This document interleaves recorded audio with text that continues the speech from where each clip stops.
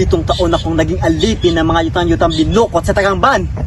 Sa aking kapusukan, sa aking pagkahumaling, at sa mga kanilang awit at ganda, nalimutan ko ang aking tunay na pakay. Ako si Humadap nun, isang bayani naging laruan lamang. O aking gintong biday, ang biday na minana ko sa aking magulang, na naging saksi sa aking kamalian. Baya ko upang hanapin si Nagmalitong Yawa. Ang nakita ko sa aking panaginip, ang babaeng may gintong buhok, may kapangyarihan at kaalaman sa pagpagaling. Ngunit ako'y nalinlang sa mga ilusyon.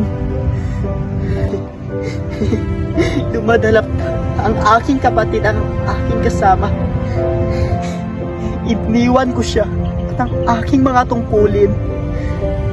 At ngayon, ako'y nakakakulong at walang magagawa. Ang aking pagkatao, ang aking karangalan ay nawala. Ngunit may isang liwanag, may isang pag-asa. Sabi ng mga espiritu, si Nagmalitong Yawa ang magligtas sa akin. Siya ang babaeng dapat kong hanapin at ang babaeng dapat kong mahalin. Ngunit paano? Paano ko siya haharapin matapos ang lahat na ito? Ngunit paano? Paano ko maibabalik ang aking nawalang dangal? Nagmalitong Yawa, nasaan ka? Kailangan kita.